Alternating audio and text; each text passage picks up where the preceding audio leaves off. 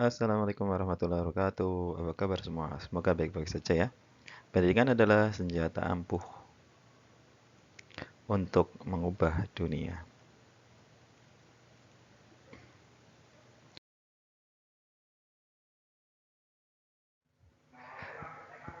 Kali ini kita akan membahas tentang logika proporsional.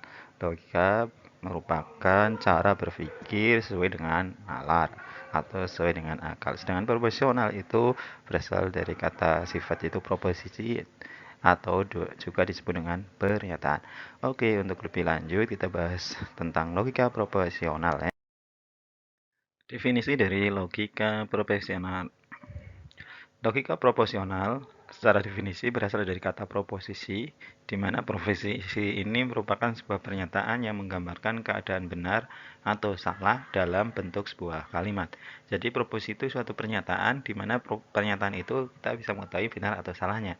Contohnya proposisi, bayam merupakan tanaman sayuran. Nah, ini merupakan suatu proposisi, di mana proposisi ini dia proposisi yang bernilai benar. Yang kedua, SMK Negeri 2 Kebumen berada di Kembaran. Bagaimana pernyataan ini? Apakah dia sudah ada nilai kebenarannya? Ada, yaitu bernilai salah. Yang benar adalah SMK Negeri 2 Kebumen berada di Sumber Madi. Itu contoh dari proposisi. Definisi yang kedua terkait dengan logika. Logika berarti hasil pertimbangan akal pikiran yang diutarakan lewat kata dan dinyatakan dalam bahasa. Atau secara mudah, logika itu cara berpikir yang rasional atau sesuai dengan akal. Sehingga dari definisi dua kata tersebut, logika profesional didefinisikan sebagai logika yang menarik kesimpulan secara logis dari proposisi. Contohnya, Andi rajin belajar. Jika Andi rajin belajar, maka Andi naik kelas. Lalu bagaimana kesimpulannya? Nah, ini secara mudah logika proporsional seperti itu.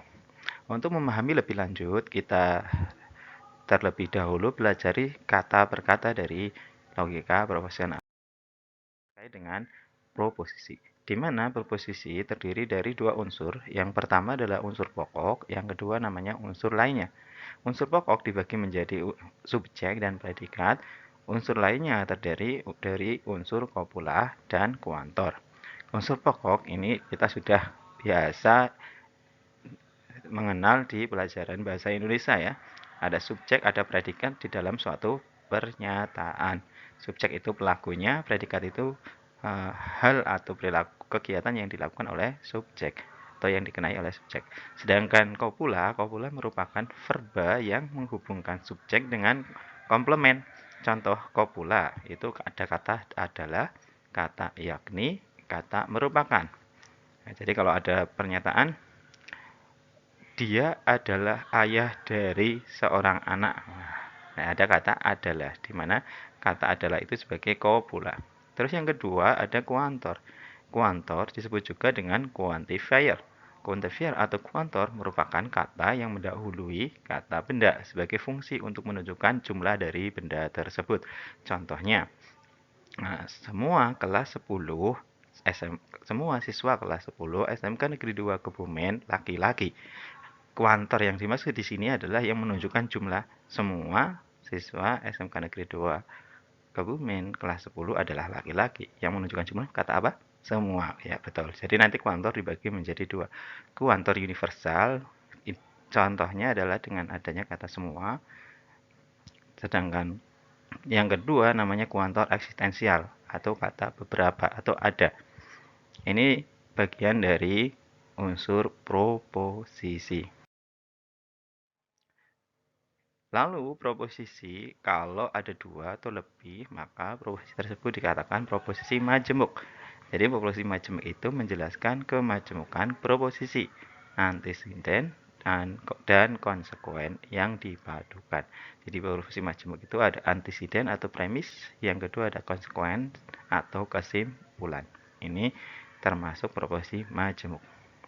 Proposisi majemuk terdiri atas satu subjek dan dua predikat, atau bisa juga terdiri atas dua proposisi tunggal. Jadi ada pernyataan satu, pernyataan dua, maka hal tersebut disebut dengan proposisi majemuk. Contoh, bayam merupakan tanaman sayuran sekaligus obat alami penurun darah tinggi. Ya. Dari kalimat ini, kita bisa mendefinisikan bayam sebagai subjek. Terus predikatnya apa? Predikatnya ada dua ya, tanaman sayuran. Nah, yang kedua adalah obat alami penurun darah tinggi. Ada dua predikat, maka dia masuk ke dalam proposisi majemuk. Kalau bayam merupakan tanaman sayuran, hanya sampai itu dikatakan proposisi tunggal. Di contoh ini menjadi pernyataan proposisi majemuk karena terdiri dari dua predikat. Yang kedua, contoh yang kedua, ada antisiden. Antisiden itu premis ya. Kuda adalah kendaraan para kesatria di zaman kerajaan dan kuda merupakan simbol kejayaan. Ada premis tersebut atau antiseden tersebut bisa dicari kesimpulannya, yaitu kuda adalah kendaraan para kesatria di zaman kerajaan dan simbol kejayaan. Ini juga termasuk dalam proposisi majemuk. Kita lanjut ke jenis-jenis dari proposisi majemuk. Paling tidak di dalam jenis proposisi majemuk dibagi menjadi 5. Yang pertama namanya adalah negasi atau ingkaran. Simbolnya itu seperti tanda strip tapi equal ya. Terus artinya itu tidak atau not atau negasi. Bentuknya kalau dalam bahasa kalau ada tanda kayak seperti strip itu tidak. Contoh proposisinya di bawah ini. Misalkan tersedia data sebagai berikut. P itu adalah proposisi yang didefinisikan sebagai tahun 2004 adalah tahun kabisat atau habis dibagi 4. Negasi dari P, ya, yang bawahnya maka negasi dari P itu nanti jadinya tahun 2004 adalah bukan tahun kabisat atau habis dibagi 4. Atau dengan katakan tahun 2004 adalah tidak tahun kabisat. Ya, yang sesuai antara kata tidak dan bukan itu disesuaikan dengan pernyataan atau proposisi yang ada. Yang kedua, konjungsi. Konjungsi tandanya camping ya. Di sana diartikan dengan kata dan atau and atau juga konjungsi. Dalam bentuknya itu titik-titik dan titik-titik. Contohnya tadi di bawah itu ya. P-nya adalah tahun 2004 adalah tahun kabisat habis dibagi 4. Q didefinisikan, proposisi Q didefinisikan bulan Februari di tahun 2020 memiliki 29 hari. Oke, dari dua pernyataan P dan Q ini kita bisa menghubungkan dengan tanda konjungsi. Nah, ini dibaca P konjungsi Q yang bawah ya. Yang bawah ini namanya P konjungsi Q. Di mana kalau konjungsi itu kata hubungnya dan ya. Berarti di sini ganti dan. Tahun 2004 adalah tahun kabisat dan bulan Februari di tahun 2020 memiliki 29 hari. Ini yang kedua, jenis proposisi majemuk yang kedua yaitu konjungsi, tandanya camping. Yang ketiga disebut dengan disjungsi. Disjungsi tandanya seperti V. Nah, artinya itu atau or atau disjungsi. Bentuknya titik-titik atau titik-titik. Contohnya, dua pernyataan yang sudah diketahui P atau proposisi P dan proposisi Q, kalau kita hubungkan dengan disjungsi, seperti ini ya. Disjungsi P, disjungsi Q. P-nya sendiri adalah tahun 2004 adalah tahun kabisat habis dibagi 4. Maka kita tulis kembali P-nya dengan kata hubung atau Q-nya ditulis kembali. Nah, seperti itu caranya. Lalu yang keempat itu disebut dengan implikasi. Implikasi simbolnya adalah tanda panah.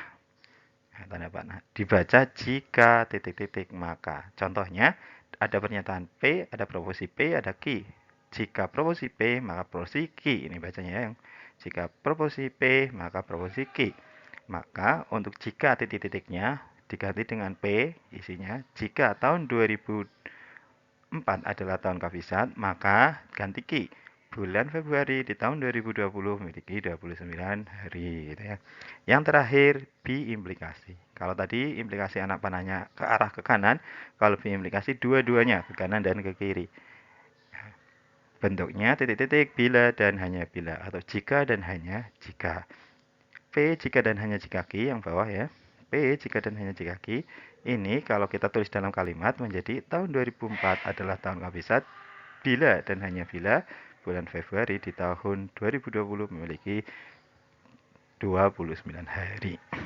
Oke, kalau masih bingung, coba di videonya dihentikan dulu, di pause dulu untuk mencermati kembali atau diputar kembali dari posisi yang awal.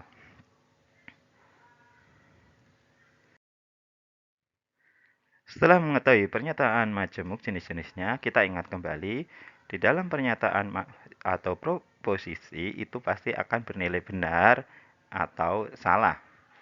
Jadi, ketika ada suatu pernyataan P, kemungkinan kebenarannya P-nya bisa bernilai benar, bisa juga bernilai salah. Kalau satu proposisi.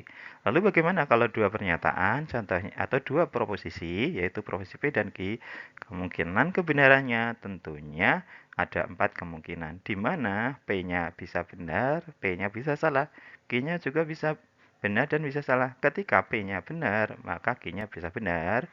Ketika P-nya benar, maka Q-nya bisa benar dan bisa salah juga ya. Sedangkan ketika Q-nya P-nya salah, P-nya salah, P-nya salah, ya tentunya Q-nya bisa benar dan juga salah, sehingga ada 4 pasang. Lalu bagaimana kalau 4 pernyataan, 3 pernyataan atau 3 proposisi? Nah, bahas lebih mendalam tentang proposisi majemuk ya. Jenis proposisi majemuk yang pertama adalah konjungsi.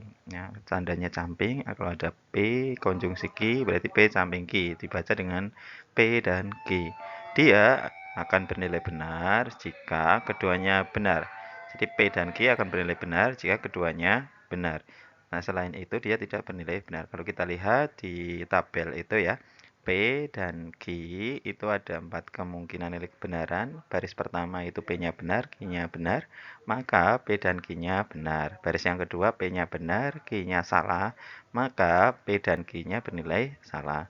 Baris ketiga P-nya salah, Q-nya benar, maka P dan Q-nya bernilai salah.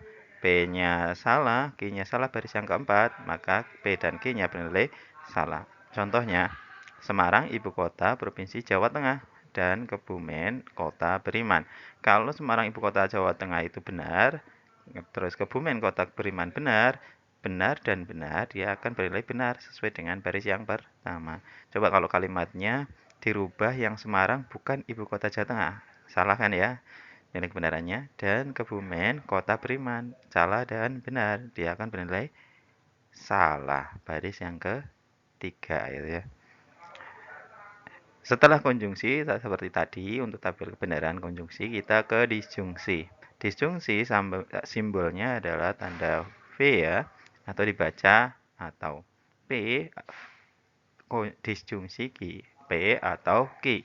Dia akan kebalikan dari konjungsi. Kalau konjungsi harus bernilai benar pada keduanya baru benar. Kalau disjungsi untuk keduanya salah baru salah. Jadi tabel kebenarannya seperti ini. B benar dan benar itu benar, benar atau salah itu benar, salah atau salah, salah atau benar-benar, salah atau salah baru salah. Contohnya Tony rajin belajar atau rajin olahraga. Kalau Tony rajin belajar bisa benar, Tony rajin. Dari tabel disjungsi kita bisa melihat bahwa untuk nilai kebenaran dari tabel disjungsi itu bernilai jadi bernilai salah apabila keduanya P atau Q-nya salah. Selain itu dia akan bernilai benar ya untuk disjungsi. Perhatikan dengan seksama untuk tabel diskonjungsi dan disjungsi apakah perbedaannya. Sehingga nanti ketika kita mau mencari untuk bernalar, mencari kebenaran dari proposisi-proposisi itu akan lebih mudah.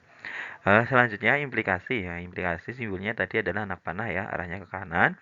Di sini dicontohkan P, jika P maka Q. Jika P maka Q. Jika P maka Q, dia akan bernilai salah.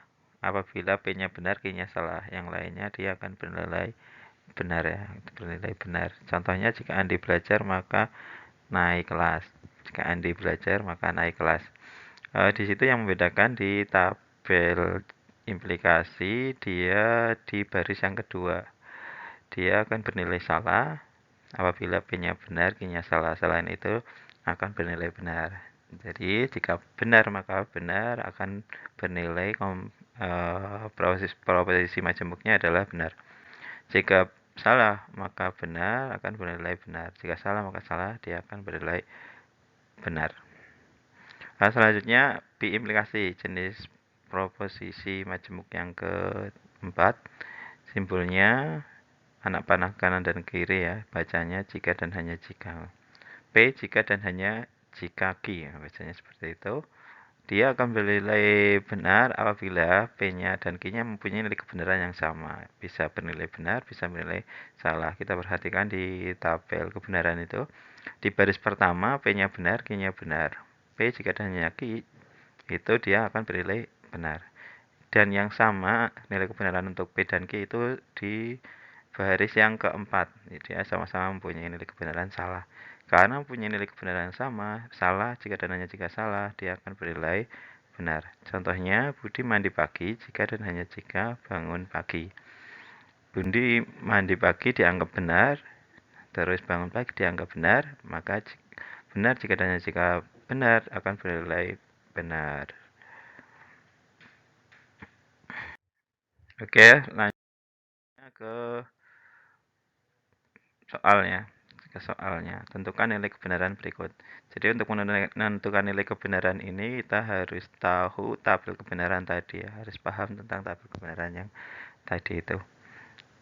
Contohnya yang pertama, tentukan nilai kebenaran berikut. 2 bilangan genap dan 5 habis dibagi 2. Ini terdiri dari proposisi majemuk ya, proposisi majemuk atau proposisi tunggal, dua proposisi tunggal. Proposisi tunggal yang pertama kita sebut P ya. P-nya adalah 2 bilangan genap. Sedangkan proposisi yang kedua, tunggal yang kedua adalah 5 habis dibagi 2. Nah, itu sebagai Q-nya. Jadi P dan Q. Berarti dia masuknya ke jenis dari proposisi majemuk, yaitu kata hubungnya dan. Berarti nanti yang diperhatikan adalah tabel pada konjungsi. Yang B, min 4 dikurangi 2 sama dengan min 2 atau 3 kali 3 sama dengan 9. Nah, di sini kata hubung yang digunakan itu atau. Maka termasuk tabel kebenarannya yang dilihat adalah nanti di proposisi majemuk jenis yang kedua, yaitu disjungsi. Yang ketiga C, jika 10 bilangan genap maka bilangan prima. Maksudnya apa? Jika 10 bilangan genap maka 10 bilangan prima. Nah, nilai kebenarannya bagaimana? Dilihat di tabel implikasi. Itu jenis yang ketiga. D, 20 bilangan genap jika dan hanya jika habis dibagi 2. Nah, kata hubung yang digunakan itu yang menggunakan huruf kapital ya. Berarti dia menggunakan B implikasi. Soal nomor 2, jika P bernilai benar, Q bernilai salah, dan R bernilai benar, maka tentukan nilai kebenaran kalimat berikut. Nah, bacanya sudah paham belum nih? Yang A, ini kalau yang A bacanya adalah P dan ini kan konjungsi ya, ada tanda strip yang equal, dia ingkarian atau negasi. P dan bukan Q. P dan negasi Q, itu yang A. Yang B, ada negasinya ya, berarti bukan P atau Q. Sedangkan yang C ada tanda anak panahnya, maka jika P dan Q maka R. Selanjutnya yang D itu bukan R jika dan hanya jika P atau Q. Oke, kita jawab untuk yang pertama, tentukan nilai kebenaran kalimat berikut. 2 bilangan genap, 2 bilangan genap benar ya, ini berikut B. Dan 5 habis dibagi 2, apakah habis dibagi 2? 5 bagi 2, 2 masih sisa, 1 berarti tidak habis dibagi 2. Dengan kata lain, untuk 5 habis dibagi 2, nilai kebenarannya salah. tadi kita hubungnya adalah dan, maka dia menggunakan konjungsi ya. Benar dan salah. Benar dan salah itu di tabel kebenaran konjungsi pada baris yang kedua ya, pada baris yang kedua. Di baris kedua itu jika P-nya benar, Q-nya salah, maka dia akan bernilai salah. Jadi kalimat atau proposisi majmuknya akan bernilai salah. Yang kedua, min 4 dikurangi 2 sama dengan min 2. Salah ya, harusnya min 6. Harusnya min 6. Dia bernilai salah. Atau 3 kali 3 sama dengan 9. 3 kali 3, 9. Iya, betul. Oke, yang paling proposisi pertama salah, proposisi keduanya benar. Salah atau benar. Salah atau benar ini berada di baris yang ketiga. Tabelnya di tabel disjungsi. Nah, tabel disjungsinya. Pada tabel disjungsi baris ketiga, salah atau benar akan bernilai benar pernyataan majmuknya. Yang C, jika 10 bilangan genap, maka 10 bilangan prima. Nah, 10 bilangan genap benar tidak? Oh, benar. 10 bilangan prima salah. Jika benar maka salah, dia akan bernilai pada tabel kebenaran implikasi di baris yang kedua ya, dia bernilai salah, jadinya akan bernilai salah. Yang D, 10 bilangan genap, jika dan hanya jika habis dibagi 2. 20 bilangan genap benar. 20 habis dibagi 2, 20 habis dibagi 2 benar ya harusnya ya. Wah, ini harusnya benar nih. Harusnya benar. Oke, benar jika dan hanya jika benar, ya dia pada baris yang pertama yaitu menjadi benar ya, baris yang pertama jadinya benar. Oke, kita lanjutkan yang nomor 2 ya. Nomor 2, jika P bernilai benar, Q-nya bernilai salah, dan R bernilai benar, maka tentukan nilai kebenaran kalimat berikut. P-nya bernilai benar, oh P-nya benar, Q-nya bernilai salah, nah, bernilai salah, R-nya bernilai benar. Di soal nomor 1, P dan bukan Q, P-nya benar. Dan bukan Q, Q-nya bernilai salah, berarti ingkaran dari salah, yaitu nilainya benar-benar dan benar. Benar dan benar dilihat lagi di tabel untuk konjungsi, berada di baris yang pertama, dia bernilai benar. Yang B, bukan P atau Q, dia setara dengan bukan P, P-nya benar, kalau berarti bukan benar atau salah, jadinya adalah setara dengan salah, bukan benar kan salah, atau salah. Salah atau salah, tabel yang dilihat apa? Tabel disjungsi ya. Tabel disjungsi. Tabel disjungsi pada kolom yang keempat. Salah atau salah jadinya salah. Yang C, jika P dan Q maka R, P-nya benar, Q-nya salah, R-nya benar. Benar dan salah, salah ya. Berarti jika setara dengan jika salah maka benar. Ini dilihat di implikasi pada tabel implikasi baris yang ketiga. Jika salah maka benar, jadinya benar. Terus yang D, jika bukan Q, bukan R, jika dan hanya jika P atau Q, R-nya benar ya, bukan benar, jika dan hanya jika benar atau salah. Benar atau salah? Benar ya, dilihat di tabel disjungsi. Terus salah jika dan hanya jika benar di tabel pada implikasi, pada pernyataan yang ketiga ya, dia akan bernilai salah. Ya, seperti itu untuk kita ke penerapan dari konjungsi dan disjungsi di arus listrik. Nah, kita ketahui saklar pada rangkaian listrik menentukan arus listrik mengalir atau terputus. Kalau saklarnya itu tertutup, maka arusnya akan mengalir. Atau di notasi logikanya itu dikatakan benar. Kalau notasi di komputernya dia diwakili dengan angka 1 ya. Yang B, jika saklarnya terbuka, tentu saja arusnya tidak akan melewati kabelnya ya, atau tidak mengalir arusnya. Ini notasinya dengan S atau dengan angka 0 ya. Oke, kalau kita lihat di gambar ini ada arus dari A ke B, titik A ke B, di mana di situ ada dua saklar. Yang pertama saklar P, yang kedua saklar Q. Saklar P ini kondisinya terbuka. Kalau yang Q ini kondisinya tertutup. Jadi arus listriknya nanti melalui dari titik A melalui Q melalui B. Seperti itu. Penerapan ini di dalam rangkaian listrik, ketika rangkaiannya seri itu diwakilkan dengan proposisi proposisi majemuk jenis konjungsi. Nah, kalau ada dari arus dari titik A ke B, terus di situ di tengahnya ada saklar P dan saklar Q. Saklar P dan saklar Q yang dirangkai secara seri seperti di gambar, maka ini notasi logikanya adalah menggunakan P konjungsi Q. Sedangkan paralel ini ya paralel ya, rangkaian paralel dari A ke B-nya itu, maka penulisannya dengan disjungsi ya, dengan disjungsi kalau paralel. Lalu kalau gabungan bagaimana ya kuncinya? Di tadi seri itu konjungsi, paralel, disjungsi. Oke, dari titik A ke titik B, di situ ada saklar P, saklar Q, saklar R. Ternyata saklar P dan Q itu dirangkai secara paralel, maka dia dengan kata hubung disjungsi. Sedangkan PQ ini dihubungkan dengan R secara seri. Secara seri, maka dituliskan dengan kata hubung konjungsi. Sehingga notasi dari rangkaian gabungan tersebut adalah P atau Q dan Nah, apakah sudah paham? Kalau sudah paham, coba tuliskan logika matematika dari rangkaian berikut. Wah, panjang ya. Bisa nggak ya? Bisa, harusnya bisa ya. Ya, yang kedua, apakah rangkaian berikut dapat mengalirkan arus listrik?